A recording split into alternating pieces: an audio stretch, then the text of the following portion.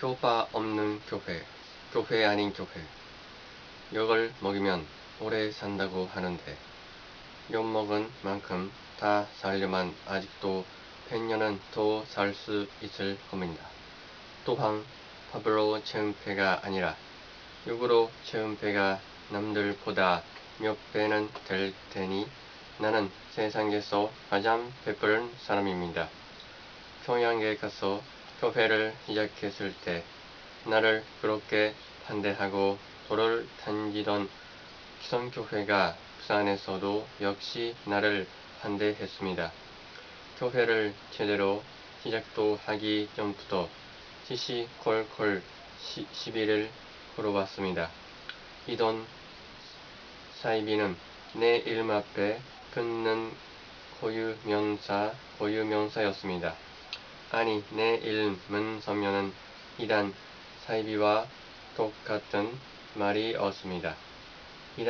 이단이니 사이비니 하는 접투사 없이 그냥 이름만으로 불러본 적이 없을 정도였습니다. 무진 핍박을 견디다 못해 1953년에는 부산 조막집을 접고 태교를 거쳐 서울로 올라왔습니다.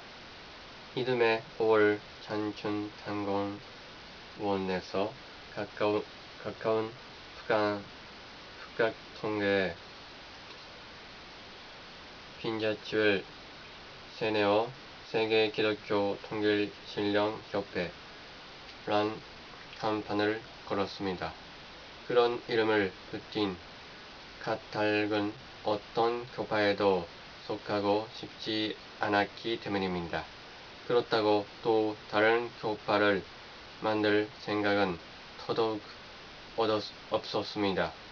세계 기독교는 통소거금의 절친 기독교 전부를 의미하고 통일은 앞으로 나아갈 목적선 그리고 신령은 부자관계의 사랑을 중심으로 한 영육계의 조파를 임시한 표현이었습니다. 즉 하나님 중심의 연계를 배경으로 한다는 뜻입니다. 특히 통일은 하나님의 이상세계를 만들어가기 위한 나의 이상이었습니다. 통일은 연합이 아닙니다. 연합은 둘이 모인 것이지만 통일이란 둘이 하나가 되는 것입니다. 훗날 우리 이름이 된 통일교회는 실상 남들이 붙여준 이름이고 당시 대학생들 사이에서는 서울교회로 불렸습니다. 하지만 나는 교회란 말을 그다지 좋아하지 않습니다. 교회란 말 그대로 가르치는 모임입니다. 청교란 중심되는 가르침입니다. 다시 말해 교회란 근본적인 것을 가르치는 모임이란 뜻입니다. 교회란 말 때문에 남과 내가 나눌 아무런 이유가 없습니다. 그런데도 세상 사람들은 교회를 특별한 뜻으로 씁니다. 나는 그런 특별한 부류에 속하고 싶지 않았습니다. 내가 바란 것은 교파 없는 교파였습니다. 참된 종교는 자기 조단을 희생해서라도 나라를 구하려들고 나라를 희생해서라도 세계를 구하려들고 또 세계를 희생시켜서라도 인류를 구하는 것입니다. 어떤 경우든 교파가 우선일 수는 없습니다.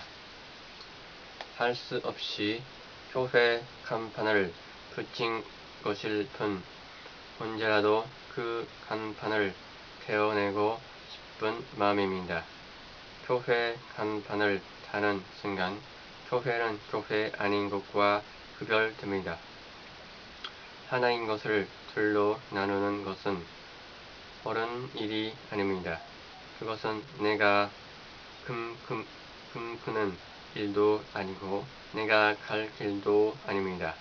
나라를 살리고 세계를 살리기 위해서 한 판을 태워야 한다면 지금도 나는 그렇게 할 수 있습니다. 하지만 현실적으로 어쩔 도리가 없어 세문간의 교회 간판을 달랐습니다.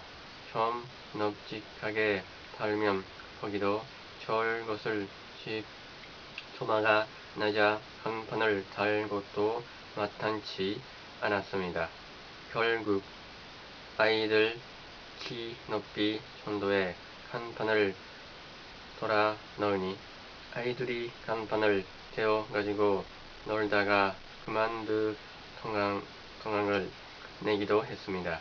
우리 교회의 역사적인 간판인데 버릴 수야 없는 노릇이니 그것을 절사로 홀기설기 없고 멋으로 대문간에 단단히 박았습니다. 간판이 그렇게 천대를 받아서인지 우리들도 말할 수 없는 천대를 받았습니다. 머리를 숙이고 들어가야 할 정도로 소마가 낮은 8자 방에 6명이 모여 기도를 하면 서로 힘이가 마땅할 정도였습니다. 동네 사람들은 우리 간판을 보고 비웃었습니다.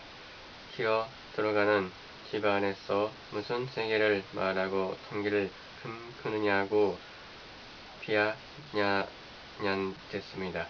왜 그런 이름을 붙였는지 의미도 알려고 하지 않고 무조건 우리를 미친 사람 붙듯했습니다.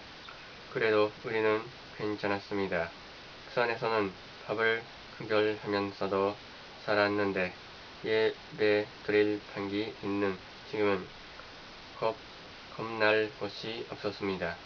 미군 작업복에 검정물을 틀린 옷을 입고 검정 고무신을 신었지만 마음은 누구보다 단단했습니다. 우리 교회에 나오는 사람들은 서로를 식구라고 불렀습니다. 당시에 우리 식구들은 모두 사랑에 취해 있었습니다. 교회를 생각하면서 마음속으로 가고 싶다란 생각을 하면 몸이 어디에 있든지 내가 하는 일을 다 보고 들을 수 있었습니다. 하나님과 통할 수 있는 내적인 사랑의 전기줄로 모두 하나가 된 것입니다. 밥을 지려고 살 앉히다 말고도 교회로 달려오고 새 치마를 입는다고 하면서 그 난 치마를 입은 채로 달려오기도 하고 교회 목각에 머리를 깎아 넣으면 민머리를 한 채로 교회로 달려왔습니다. 식구가 늘자 우리는 대학가에서 전도를 시작했습니다. 1950년대에 대학생은 최고의 시성을 갖춘 사람들이었습니다. 우선 이화여대와 연세대학교 앞에서 전도를 시작했는데 얼마 지나지 않아 우리 교회와 함께하는 학생들이 늘어갔습니다. 이화여대 음악과의 양은영 교수가 기숙사 사감인 한중화 교수도 우리 교회를 찾아왔습니다. 교수들뿐만 아니라 대학생들도 많았는데 그 숫자가 한두 명씩 늘어나는 것이 아니라 한꺼번에 수십 명씩 기하급수적으로 늘어나는 상황이었으니 기성교회는 물론이고 우리들조차 놀라지 않을 수 없었습니다. 대학자 전도를 시작한 지 2달 만에 이화여대와 연세대 학생들을 중심으로 교인이 폭발적으로 늘어났습니다. 그 속도가 너무 빨랐습니다. 마치 봄바람이 휙 불고 간 것처럼 대학생들의 마음이 한순간에 변해버렸습니다. 이화여대 학생들이 하루에 수십 명씩 보따리를 싸들고 나왔습니다. 기숙사에서 나가지 못하게 하면 왜요? 왜 못 나가게 하는 거요? 못 나가게 하려면 나를 죽여주시오 하며 기숙사 탐은 넘는 것도 예사였습니다. 내가 말려도 소용이 없었습니다. 깨끗한 학교보다도 발코린에 진동하는 우리 교회가 좋다며 막무가내였습니다. 결국 이화여대 김환란 전 장은 종교사회사업학과의 김용원 교수를 우리 교회로 급파했습니다. 캐나다에서 공부를 한 김 교수를 이화여대에서 존만 받는 여성 신학자였습니다. 통일교 교리의 오점을 찾아내 학생들이 우리 교회로 몰려가는 걸 막아보려고 일부러 신학을 전공한 김 교수를 보낸 것입니다.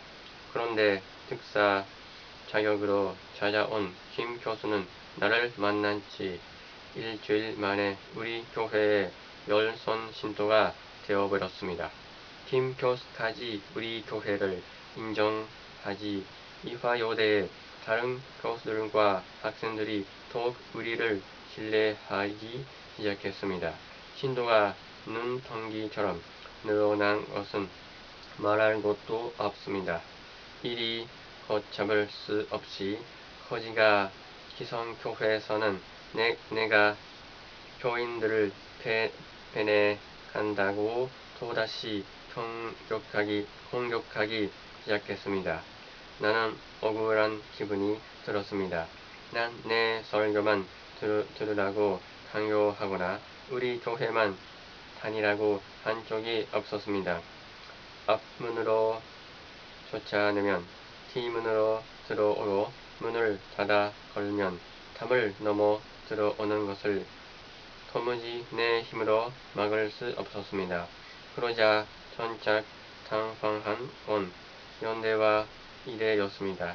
기독교 재단 학교로서 다른 교파의 교회로 학생들과 교수들이 몰려가는 것을 그냥 두고 볼 수만은 없었던 것입니다.